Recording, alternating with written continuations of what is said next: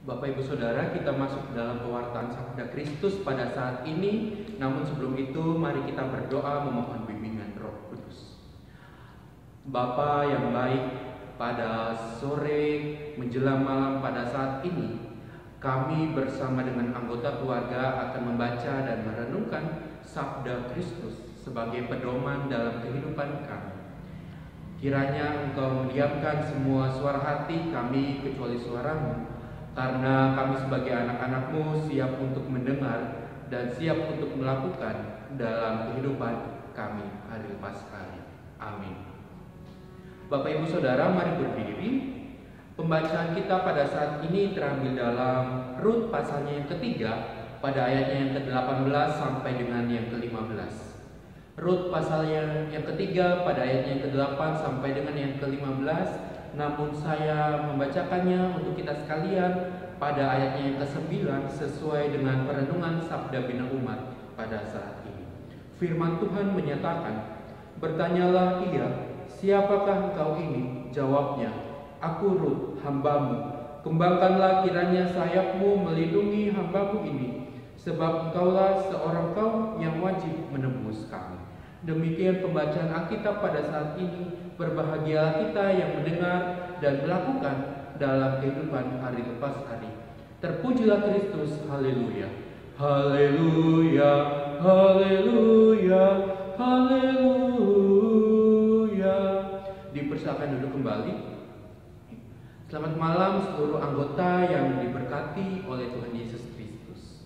Semoga kita semua dalam keadaan sehat. Dan tidak terasa Bapak Ibu Saudara, kita telah memasuki minggu terakhir dalam mengingat rayakan bulan berpelayanan dan kesaksian akan cinta kasih Allah yang memberkati dan menyertai perjalanan kehidupan GPIB yang berada di 26 provinsi.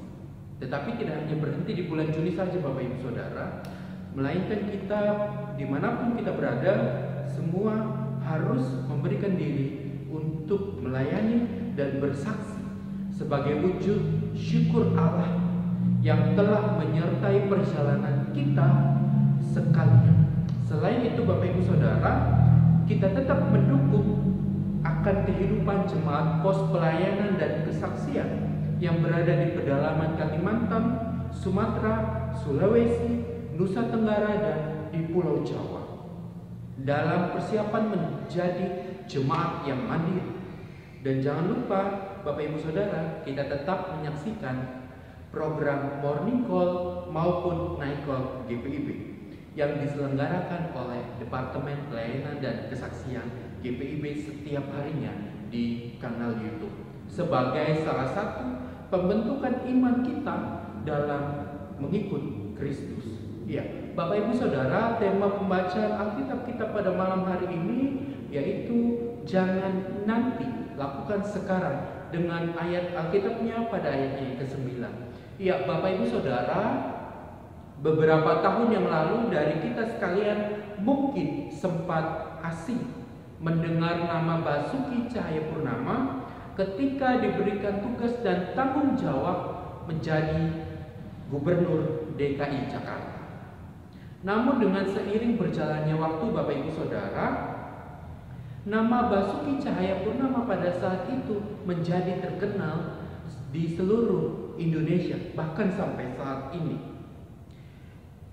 Basuki Cahayapurnama atau biasa kita kenal dengan Ahok ini dikenal dengan ketegasan dan rasa kepedulian yang tinggi terhadap masyarakatnya, di mana segala tugas dan tanggung jawab yang harus diselesaikan pada saat itu juga tanpa menunda-nunda waktu. Dan hal tersebut akhirnya diikuti oleh beberapa pimpinan daerah. Tetapi berbeda dengan kita sekalian Bapak Ibu Saudara, di mana ketika kita diberikan tugas dan tanggung jawab masih sering menunda-nunda waktu dan akhirnya terbengkalai. Dan hal tersebut Bapak Ibu Saudara harus kita rubah, dan itulah yang sering terjadi dalam benak pemikiran kita sekalian, terutama kepada anak-anak kita.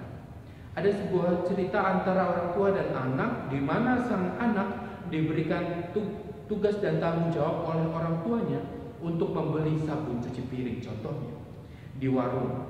Tetapi hal tersebut tidak langsung dikerjakan oleh sang anak tersebut, melainkan sang anak bilang kepada orang tuanya untuk tunggu sebentar karena lagi asik main game ataupun sedang video call dengan teman-temannya.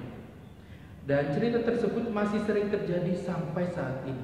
Sehingga kita sebagai orang tua, Bapak Ibu Saudara, harus benar-benar memberikan suatu didikan kepada anak-anak supaya jangan sering menunda-nunda setiap tugas yang diberikan. Dan anak-anak harus tetap mematuhi setiap perkataan orang tua, seperti yang terjadi dalam kehidupan Ruth dalam pembacaan Alkitab pada saat ini. Bapak Ibu Saudara, pembacaan Alkitab pada saat ini yang terambil dalam Rut pasalnya yang ketiga pada ayat yang ke-8 sampai dengan yang ke-15, dia mengisahkan tentang perjalanan kehidupan Rut yang taat dengan Naomi sebagai ibu mertuanya ketika diberikan tugas untuk mengikuti setiap perkataannya. Dan pembacaan saat ini, Bapak Ibu Saudara, dia berangkat dalam ayatnya yang pertama sampai dengan yang ke-7, di mana Naomi sang mertua memberikan tugas kepada Ruth untuk mengikuti langkah-langkah yang harus dilakukan ketika Ruth berada di tempat pengirikan bersama Boaz. Sebelum lebih lanjut, Bapak Ibu Saudara, Boaz adalah sanak dari Elimelek yang kaya raya, di mana ia mempunyai lahan yang cukup luas. Kita dapat memperhatikan dalam Rut pasalnya yang kedua pada ayatnya yang pertama sampai dengan yang ke-23. Pertanyaannya ialah, apa yang dilakukan oleh Rut dan Boaz di tempat pengirikan? Jawabannya, Bapak Ibu Saudara, kita dapat memperhatikan pada ayat yang ke-15, di mana untuk mendapatkan 6 takar jelai sangatlah tidak mudah, sehingga Rut harus meminta pertolongan dan perlindungan dari Boaz supaya tidak diketahui oleh banyak orang, karena Rut ini adalah orang asing dari Moab. Boaz hanyalah orang kedua yang diberikan kesempatan untuk memberikan pertolongan dan perlindungan kepada Rut. Dan orang pertama yang memberikan pertolongan dan perlindungan kepada Rut adalah orang-orang yang tidak disebutkan siapa orangnya. Tetapi kita dapat memperhatikan dalam ayat yang ke-8 sampai dengan yang ke-10. Sehingga poin penting yang dalam perlindungan kita pada saat ini ialah yang pertama adalah kesetiaan yang dilakukan oleh Rut terhadap mertuanya Naomi memberikan suatu pelajaran berharga bahwa kasih Allah dalam memberikan pertolongan dan perlindungan selalu nyata lewat kehadiran orang-orang di sekitar kita sekalian. Dalam hal ini nyata melalui Boaz yang dengan senang hati memberikan perlindungan dan pertolongan kepada Rut. Kemudian perenungan yang kedua, Bapak Ibu Saudara, komitmen yang total, tanggung jawab kepada mertua, taat kepada nasihat mertua merupakan wujud nyata kasih yang perlu ditunjukkan dalam hubungan antara menantu maupun mertua. Sehingga Bapak Ibu Saudara, sebagai orang percaya yang menerima kasih Kristus dan wujudnya dalam keselamatan, perlu mewujudkan kasih setia itu kepada sesama. Sehingga pesan yang disampaikan kepada kita sekalian dalam mengakhiri perenungan pembacaan Alkitab pada saat ini yang menjadi pedoman dalam hidup berumah tangga, yang pertama adalah marilah kita belajar dari kisah Rut, di mana kesetiaan dan keteladanan kita sebagai menantu ataupun mertua dalam hidup berumah tangga adalah wujud kasih Allah yang diberikan. Di dalamnya, Bapak Ibu Saudara, kita diajarkan untuk dapat mendengar dan menerima akan keberadaan seseorang maupun satu dengan yang lainnya. Kemudian yang kedua, Bapak Ibu Saudara, dalam menjalani proses kehidupan di dunia ini, hendaknya kita selalu melibatkan Kristus yang selalu menjadi tempat perlindungan dan pertolongan dikala suka maupun duka. Sebab Allah selalu memberkati dan menyertai akan kehidupan kita sekalian. Dan Kristus memahami bahwa betapa pahitnya kita hidup di dunia ini. Kemudian pesan yang terakhir Bapak Ibu Saudara, di penghujung bulan pelayanan dan kesaksian GPIB saat ini kita masih diberikan kesempatan untuk mengambil bagian dalam memperhatikan kehidupan bersama sebagai wujud kasih Allah yang selalu tinggal dan menetap dalam hidup kita. Ketika kasih manusia bertemu dalam kasih Tuhan, hasilnya adalah berlimpah dengan anugerah. Dan itulah yang terjadi dalam kehidupan Naomi, Ruth, dan Boaz. Tuhan Yesus memberkati perjalanan kehidupan rumah tangga kita. Selamat menjalin kesetiaan kepada menantu maupun mertua.